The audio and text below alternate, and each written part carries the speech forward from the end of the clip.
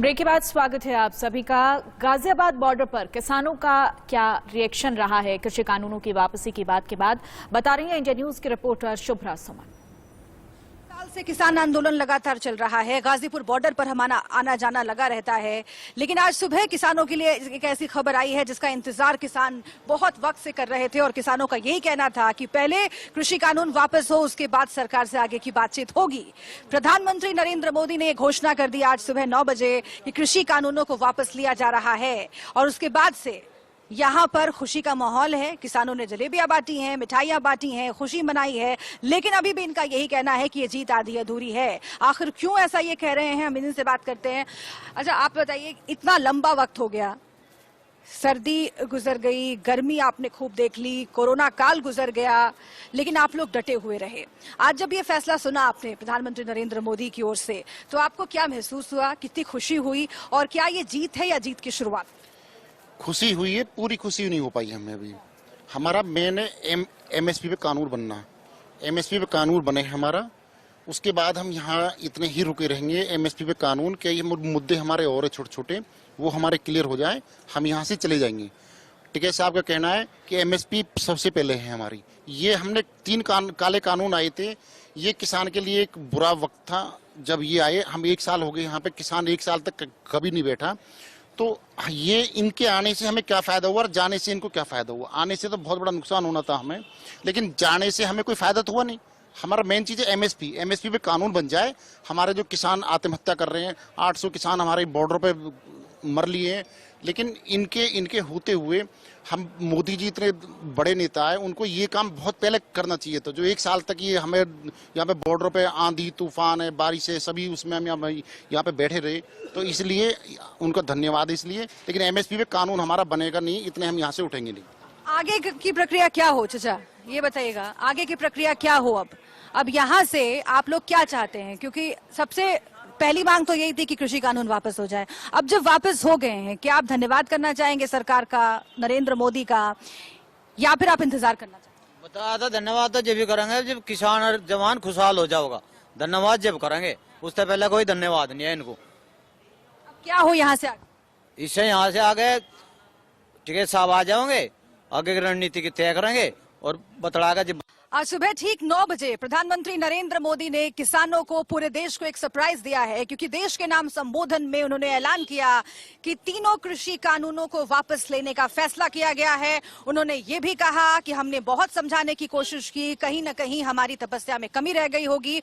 उन्होंने क्षमा भी मांगी है और इसके साथ ही जो सबसे बड़ी मांग किसान करते आ रहे थे वो मान ली है और ये कहा है कि कृषि कानूनों को वापस लिया जा रहा है। गाजीपुर बॉर्डर पर हम मौजूद है और यहाँ पर जो कुछ किसान हमारे साथ हैं उनसे हम बात करके समझने की कोशिश करेंगे।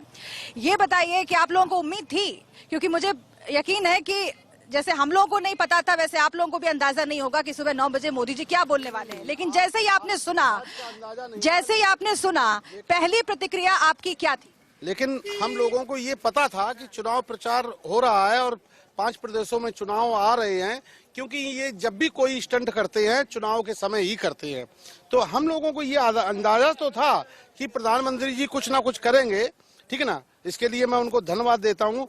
लेकिन साथ में जो संयुक्त मोर्चा की टीम है और आदरणीय नरेश टिकैत जी, आदरणीय राकेश टिकैत जी और बाबा टिकैत को नमन करते हुए मैं सबसे पहले टिकैत जी की हिम्मत का दाद देता हूँ कि उनके मतलब अंगरक्षा में और उनके अंडर में, उनके इशारों पे यहाँ किसान पूरे दिल्ली के नुक्कड़ों पे डटा रहा, सर्दी गर्मी धूप बरसात में डटा रहा। बिल्कुल, ये बिल्कुल सही बात है, लगातार किसान डटे हुए। देखिए, किसान नेता क्या फैसला करेंगे, बैठक तो होगी ही आजकल में, है ना। किसान नेता क्या फैसला करेंगे, लेकिन आज शाम को आप कह रहे हैं कि बैठक हो सकती है, कंफर्मेशन अभी नहीं आई है, लेकिन आप कह रहे हैं प्रधानमंत्री नरेंद्र मोदी का धन्यवाद करना चाहते हैं।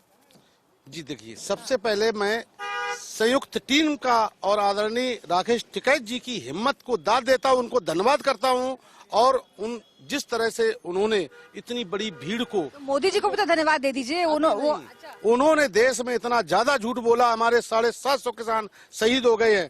हमारी संयुक्त मोर्चा टीम आदरणीय राकेश टिकैत जी शाम को या जब भी उनको समय मिलेगा मीटिंग करेंगे, उसमें जो निर्णय लिया जाएगा और हमारी टीम ही धन्यवाद देगी। आज इस देश का किसान दुखी है, रो रहा है। हमारे 750 किसान यहाँ पर शहीद हो गए हैं।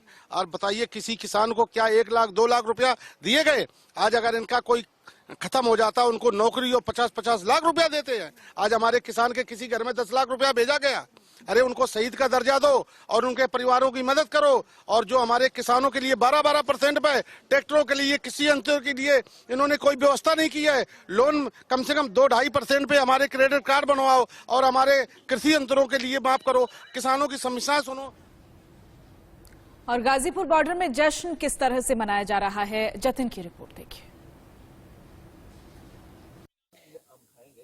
पिछले करीब 1 साल से तमाम बॉर्डर्स पर किसान आंदोलन चल रहा है। गाजीपुर बॉर्डर पर भी चल रहा है और जहां पर मैं मौजूद हूं, आज यहां पर आंदोलन के बीच मिठाई खाने की तस्वीर सामने। ये देखिए, किसान जो हैं यहां पर एक दूसरे को मिठाई खिला रहे हैं। बाकायदा जलेबी बनी है और जलेबी यहां बांटी जा रही है और एक खुशी मनाई जा रही है। लेकिन किसानों का ये कहना है कि अभी ये खुशी थोड़ी बहुत अधूरी है। वो हम आपको बताएंगे इनसे सुनकर, बात करके, कि क्यों वो खुशी अभी अधूरी है, जब प्रधानमंत्री ने कह दिया है कि तीनों कृषि कानून जो हैं वो वापस होंगे। देखिए, जलेबी जो है वो बनी है और सभी किसानों को यहाँ बांटी जा रही है, बल्कि बाहर से भी जो लोग आ रहे हैं उनको भी यहाँ जलेबी खिलाई जा रही है जब ये घोषणा हुई है। तो सीधे किसानों के बीच चलते हैं, उनसे बात कर लेते हैं।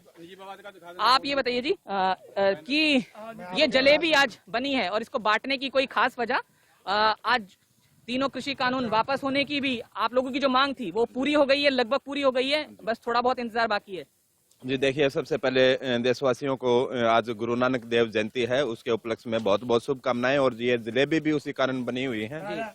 और दूसरा जो खबर आई है, नरेंद्र मोदी सरकार ने जो तीनों काले कृषि कानूनों के बारे में वापस लेने की बात कही है, इससे किसानों में जबरदस्त खुशी की लहर है। लेकिन इसके साथ में जो मुख्य 4 मांगे थी, जिसमें एमएसपी का जो कानूनी गारंटी थी, उसके ऊपर भी अभी गारंटी। तो इसका मतलब ये समझें कि अभी आंदोलन खत्म नहीं होगा? नहीं, अभी आंदोलन खत्म नहीं होगा। इसके साथ में 55,000 से ज्यादा केस किसानों के ऊपर हो रखे हैं और डीजल इंजन जितने भी हैं वो सारे के सारे, उनकी जो लाइफ 10 साल कर दी थी वो 20 साल होनी चाहिए कम से कम।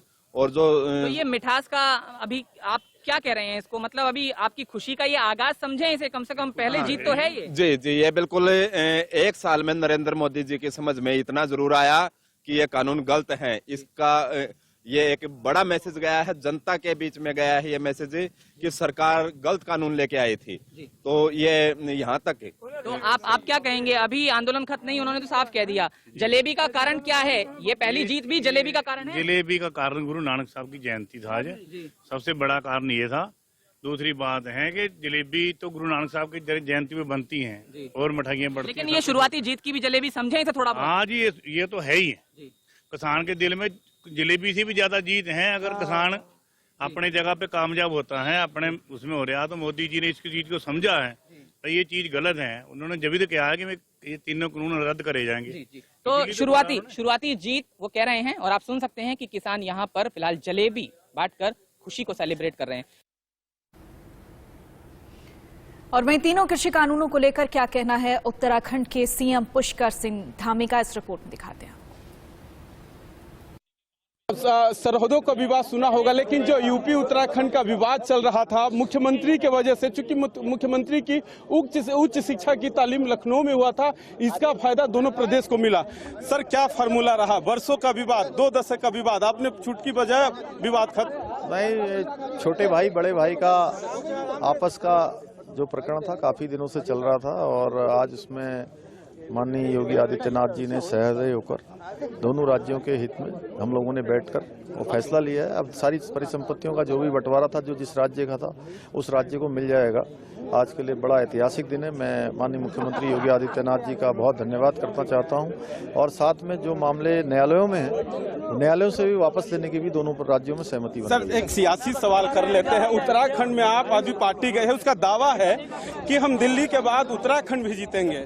नहीं, सभी पार्टियों का वहाँ पर चुनाव एजेंडा है, उसके अलावा कोई एजेंडा नहीं है। सर, एक अंतिम सवाल और बच गया है। अखिलेश यादव ने एक रंग को टारगेट करते हुए चिलमजीवी का बयान दिया है। क्योंकि आप देवभूमि से आते हैं, जहां आस्था की बात है, वहां पूर्व मुख्यमंत्री का चिलमजीवी बयान, कहीं ना कहीं साधु संत भी नाराज है। आप कैसे देखते हैं? हमेशा से इन लोगों ने तुष्टीकरण की राजनीति को बढ़ावा दिया है। यहाँ योगी जी के नेतृत्व में आज उत्तर प्रदेश उत्तम प्रदेश बन गया है। हर क्षेत्र में उत्तर प्रदेश आगे बढ़ा है और यहाँ की उत्तर प्रदेश की जनता जानती है, यहाँ पर कानून व्यवस्था सुधरी है, विकास हुआ है, हर क्षेत्र में आगे बढ़ा है। इसलिए अब इस प्रकार का सहारा लिया जा रहा है जिससे कि तुष्टीकरण हो, जो पहले से। तीनों कृषि कानूनों के वापस लिए जाने पर शिवसेना सांसद प्रियंका चतुर्वेदी से भी खास बातचीत की है हमारे संवाददाता ने। सुन पाते हैं आपको। की सांसद प्रियंका चतुर्वेदी जी हैं। प्रियंका जी, जिस तरह से आज प्रधानमंत्री ने अनाउंस किया कि तीनों जो कृषि कानून को लेकर जो विरोध था, किसानों को जो उनका कहना था कि जो कुछ एलिमेंट जो विरोध कर रहे थे, आखिरकार सरकार ने तीनों कृषि कानून को वापस लेने का फैसला किया है। क्या कहेंगे आप? जो एलिमेंट विरोध कर रहे थे उनको एंटी नेशनल करार किया जा रहा था, उनको खालिस्तानी कहा जा रहा था, उनको टेररिस्ट बोला जा रहा था, हर चीज़ से उनको दबाया जा रहा था, उनको बॉर्डर पे उन पे टीयर गैस चलाई जा रही थी, लाठी चार्ज हो रहे थे, उनको कुचला जा रहा था। इतना सत्ता का अहंकार था कि आपने गैर संवैधानिक तरीके से अनडेमोक्रेटिक फैशन में इन बिल्स को पास किया। 1 साल तक वो अपनी मांग पे कायम रहे। आज उनको सक्सेस मिली है, सरकार ने मुंह की खाई है और मैं मानती हूँ कि उनके जज्बे को सलाम है कि वो लोग अड़े रहे जब तक उनकी मांगें पूरी नहीं हुई।